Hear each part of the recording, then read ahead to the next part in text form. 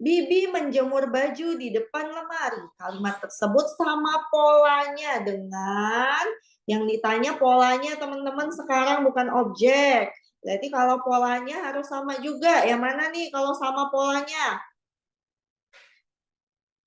Jadi Bibi ada subjek, menjemur ada predikat, baju ada objek, di depan lemari ada keterangan. Berarti harus ada subjek, harus ada predikat, objek, dan keterangan. Mana nih jawabannya?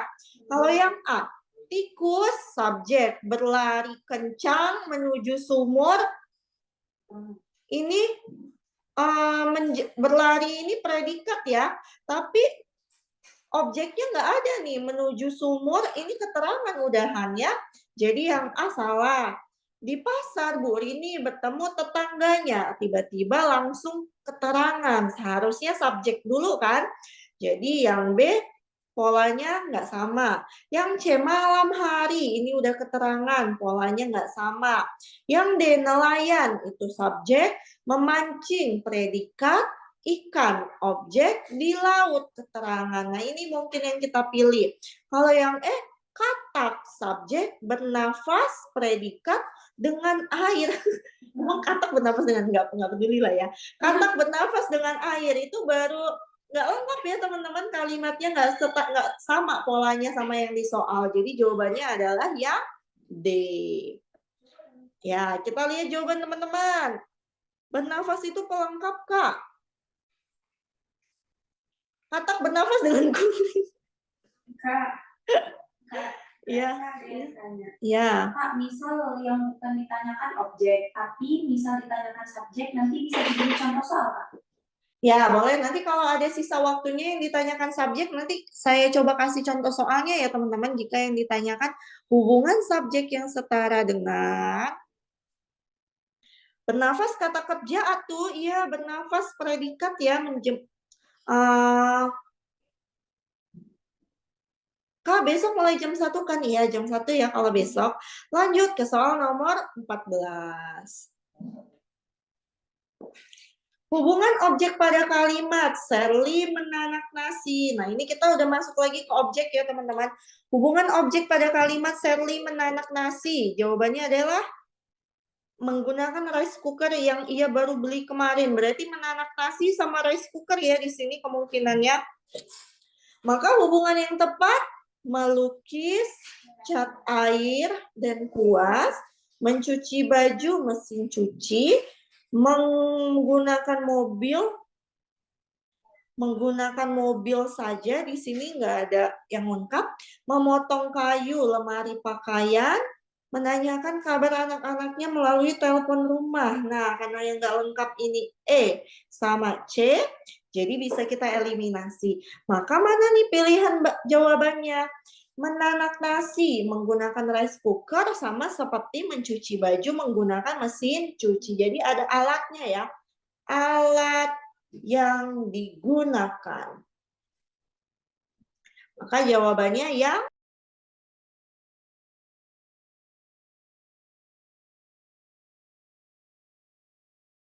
B.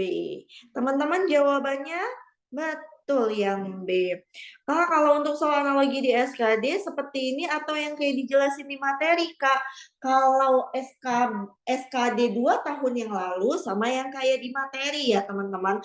Tapi kalau SKD yang sejak 1 tahun yang lalu itu bentuknya adalah analogi kalimat seperti ini. Tapi kenyataannya nanti di lapangan seperti apa, itu disesuaikan aja kan kita belajar keduanya, analogi kata dan juga analogi kalimat. Ya? Oh iya, di kedinasan ada analogi kata juga teman-teman. Jadi teman-teman tetap mempelajari analogi kata ya. Kak, maaf gabung kok menanak nasi objek, jadi bukannya predikat. Nah, hubungan objek pada kalimat di analogi ini bisa subjek menjadi objek, bisa predikat menjadi objek, bisa objek yang memang objek, bisa keterangan menjadi objek. Jadi nanti hubungannya bisa predikat dan objeknya. Jadi predikat dan objeknya sama-sama menjadi objek yang harus kita analogikan seperti menanak nasi, sama rice cooker. Atau kalau kita mau fokus ke objeknya saja, misal di sini rice cooker, kalau teman-teman langsung ketemu jawabannya boleh. Kalau objeknya saja berarti rice cooker, kemudian cat air dan kuas, mesin cuci, mobil, lemari pakaian, telepon rumah. Kalau teman-teman langsung bisa nemuin objeknya yang sesuai, nggak apa-apa, kita fokus ke satu objeknya saja. Tapi kalau bingung, kita boleh bantu predikatnya menjadi objek juga. Kok bukan yang A? Jadi karena di sini ada dua ya, cat air dan kuas, sedangkan rice cooker sama mesin cuci ini kan cuma satu. Kemudian dilihat dari pola alatnya, rice cooker dan mesin cuci itu alat, sedangkan alat elektronik ya kan. Sedangkan cat air dan kuas itu bukan alat elektronik. Kak, kenapa nggak analogi kata juga biar kita lebih paham? Nah, analogi kata udah ada teman-teman di video materi. Jadi teman-teman nonton video materinya juga ya. Ya. Ya, di buku juga ada, di buku kupas tuntas kita yang warna biru itu juga ada analogi kata ada, analogi kalimat juga ada. Lanjut ya, ke soal selanjutnya. Kalau saya analisanya untuk menanak nasi rice cooker sama kayak alat untuk mencuci baju pakai mesin cuci ya, itu juga boleh. Kalimat yang kita gunakan untuk menghubungkan suatu hubungan objek di analogi itu boleh pakai kalimat apapun. Iya, pas nonton video materi analogi kata, pas ngerjain soal polling, Tara, Mbak Jreng, analogi. Antonim sinonim ada nggak, Kak? Kalau khusus antonim sinonim tidak ada, tapi kalau antonim sinonimnya dalam bentuk analogi mungkin ada. Analogi kata nggak ada contohnya soal ya, Kak. Iya, kalau di sini kita fokus ke analogi kalimat ya, teman-teman. Untuk analogi kata ada di video materi. Kalau nanti kita masih ada sisa waktu, nanti kita pelajarin juga contoh soal analogi kata. Lanjut ke soal nomor 15. Belum, Kak. Belum, apa tuh? Ini, tapi dia pesan langsung apa sih? Apa? DM ke sendiri-sendiri. Iya. Masih kepikiran, Kak, soal nomor 9. Masih kepikiran soal nomor 9? Oke, boleh. Nanti soal nomor 9 bisa di... Ya. Kalau kataku soal nomor 9 itu poin kasarannya lebih kayak membuat sebuah objek yang belum ada menjadi ada. Anggapannya nasi digoreng, cat air sama dengan lukisan. PR kalau dikerjain tetap jadi PR. Mana lagi naik lagi. PR kalau dikerjain tetap jadi PR dan nggak ada perubahan objek, Kak.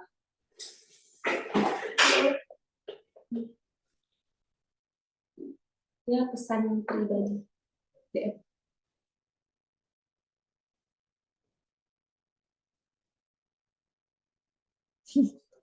Iya, oke.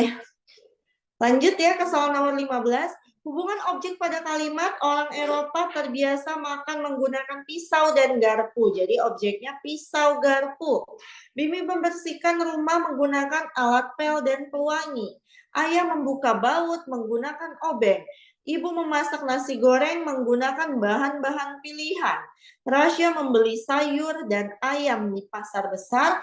Nisa sedang belajar berhitung di rumah bersama ayah. Ini cuma satu ya teman-teman, belajar berhitung. Ini juga hanya bahan-bahan pilihan. Nah, hubungan pisau dan garpu. Pisau dan garpu, pisau, garpu.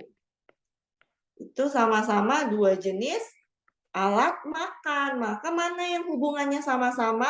Kalau alat pel dan pewangi ini pelengkapnya ya teman-teman ya. Kalau baut dan obeng sama-sama alat perkakas. Bahan-bahan pilihan udah kita eliminasi, sayur dan ayam tidak ada hubungannya, sehingga jawaban yang tepat adalah yang B. Pisau dan garpu sama-sama dua jenis alat makan, baut dan obeng sama-sama dua jenis alat perkakas. Jadi jawabannya yang B. Duh, menjebak juga nih, ya. Baut menggunakan kunci pas harusnya kamu obeng. Ya, namanya soal ya teman-teman, biar ada hubungannya ya kan. Sinonim antonim nggak keluar lagi ya Kak. Kalau khusus sinonim antonimnya enggak, tapi kalau sinonim dan antonim dibuat dalam bentuk analogi, dia mungkin keluar. Kenapa bukan Kak, alat pel dan pewangi? Ini pelengkapnya ya teman-teman ya. Jadi bukan sama-sama alat, sedangkan pisau dan garpu itu sama-sama dua benda, ada alat, ada bendanya gitu, ada alatnya, sama-sama alat. Sedangkan alat pel dan pewangi, alat pel memang alat pel, tapi pewangi itu bukan alat ya. Ya, pewangi bahan, kecuali alat pel dan ember, gitu bisa A benar betul. Kalau alat pel dan ember bisa A benar. Pewangi bukan alat ya, bukan teman-teman. Bentuk analogi contohnya gimana kan nanti ya. Kalau di luar video materi nanti akan kita bahas di kalau ada sisa. Ban dan obeng di otak saya juga melengkapi kamu. Oke, selanjutnya ya pel dan sapu. Boleh, misal pel dan sapu. Garpu dan sendok, obeng baut Kak, baru obeng baut. Oh iya, lanjut lah ya.